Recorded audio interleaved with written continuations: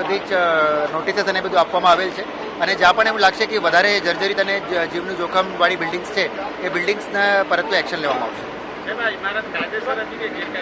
એ પછી તપાસનો વિષય છે. અત્યારે જે છે રેસ્ક્યુ કામગીરી ઉપર આખું તંત્રનું ફોકસ હતા સુરત જિલ્લા કલેક્ટર કે તેમને સ્પષ્ટપણે કહ્યું કે આ જે બિલ્ડિંગ હતી તે જે છે તે 2016માં બની હતી અને હાલ બચાવ કામગીરી છે તે પહેલી પ્રાયોરિટી છે અને બચાવ કામગીરી જે છે તે પૂર્ણ થયા બાદ છે તે વધુ કામગીરી કરવામાં આવશે. અહીંયા જે વિપક્ષ નેતા પણ અહીં જે ઘટના સ્થળ પર પહોંચી ચૂક્યા છે તેમની સાથે વાત કરવાનો પ્રયાસ કરીશું. પાયલબેન, કઈ રીતે માહિતી મળી, શું કામગીરી હાલ થઈ રહી છે?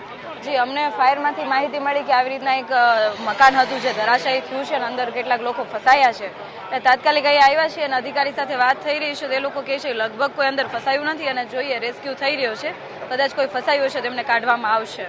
શહેરમાં અનેક આ પ્રકારની બિલ્ડિંગો છે, તેને માત્ર નોટિસ આપીને કામ અધિકારીઓ છે તે પૂરું કરી દેતા હોય છે. ગ્રાઉન્ડ લેવલે કામ નથી કરવું, એના કારણે આ ઘટના બને છે. વિપક્ષ દ્વારા આગામી દિવસોમાં કઈ રીતે અવાજ ઉપાડવામાં આવશે? જી, સાચી વાત છે. આ બાબતે અમે ડિઝાસ્ટરની મિટિંગો બાદ અમે કમિશનરશ્રીને રજૂઆત કરીને અમે એક જે સમીક્ષા બેઠક પણ બોલાવેલી હતી. આ બાબતને લઈને રજૂઆત કરવાની હતી.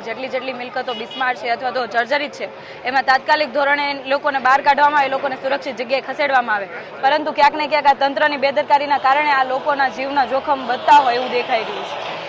ચોક્કસથી એટલે વિપક્ષ દ્વારા પણ આગામી દિવસોમાં છે આ બાબતે છે તે અધિકારીઓને છે તે સૂચનાઓ આપવામાં આવશે. ફાયર સમિતિના ચેરમેન આપણી સાથે છે. ક્યારે તમને માહિતી મળી અને હાલ કઈ રીતની કામગીરી બચાવ માટે કરવામાં આવી રહી છે? મારા પાસે અહીંયા અમારા કાર્યકર્તા એક કાનજી ભરિયારાનો ફોન આવ્યો. જીઆઈડીસી વિસ્તારમાં તાત્કાલિક ધોરણે અહીંયા આવીને ફાયરને જાણ કરી. ફાયરની ટીમ વિધિન 15 મિનિટમાં 10 થી 15 મિનિટમાં અહીંયા પહોંચી એ લોકો દ્વારા કામગીરીને એક લેડીઝને તો આપની સામે જ્યાંથી બહાર રેસ્ક્યુ કરવામાં આવી છે. ત્યારબાદ હજુ 5 થી 7 લોકોને દબાવવાની શંકા છે.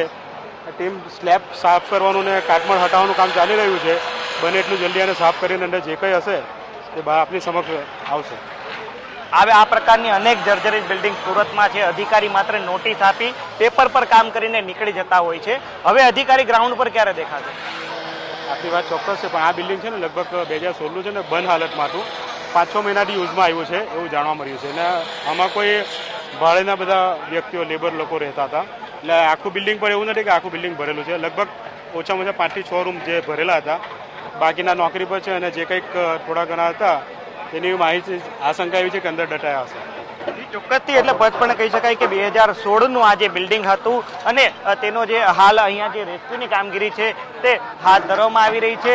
જે તંત્રને આ બાબતે જાણ થતાં જે અધિકારીઓ હતા તે ઘટના સ્થળ પર પહોંચી ગયા હતા. મેયર ઘટના સ્થળ પર પહોંચ્યા હતા. સ્થાનિક જે ધારાસભ્યો છે તે અહીં પહોંચ્યા છે. સ્થાનિક ધારાસભ્ય સંદીપભાઈ આપણી સાથે છે. સંદીપભાઈ, ક્યારે આ ઘટના બની, કઈ પ્રકારનો મેસેજ હતો, હાલ શું કામગીરી?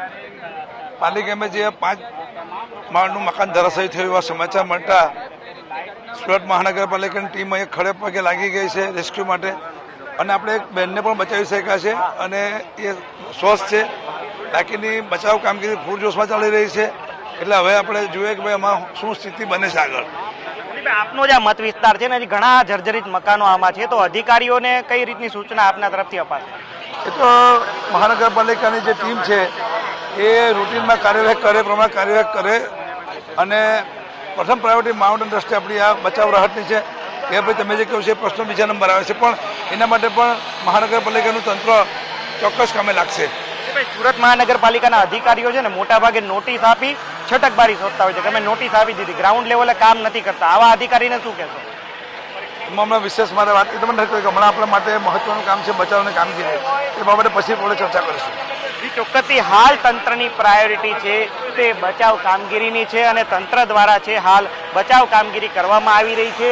જે તમામ જે સાધનો છે જે સુરત ફાયર વિભાગ પાસે, સુરત મહાનગરપાલિકા પાસે, તે તમામ સાધનોનો ઉપયોગ કરીને હાલ અહીંયા બચાવ કામગીરી છે તે કરવામાં આવી રહી છે. અને હાલ પહેલી પ્રાયોરિટી લોકોના જીવને સુરક્ષિત કરવાની છે. લોકો જે અંદર ફસાયા છે તેમને બહાર કાઢવાની છે.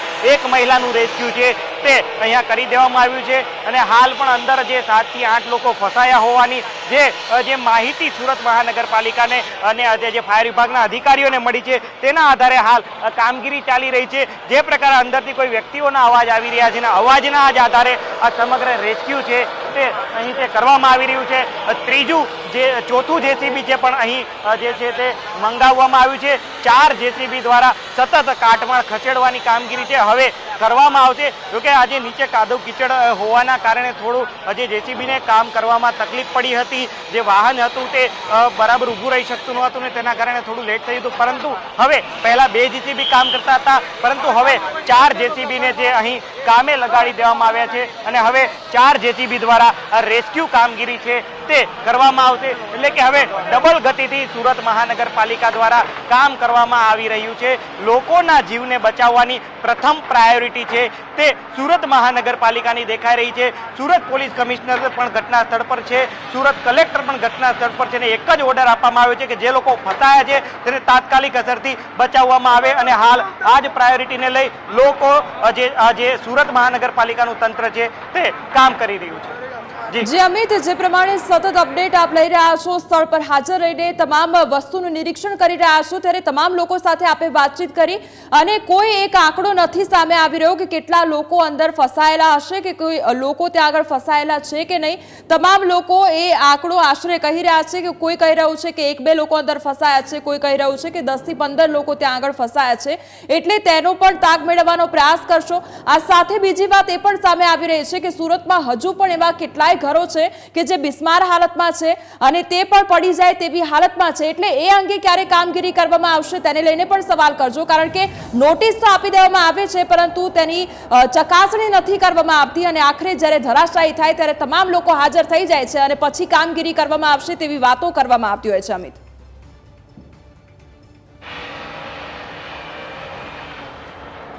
જી ચોક્કસથી આજે આ જે ઘટના જે બની છે, આજે સીધા દ્રશ્ય જોઈ શકો છો, આ એ જ ઘટનાનો પુરાવો છે કે અધિકારીઓ છે તે ક્યાંક ને ક્યાંક કામ ચોરી કરી રહ્યા છે.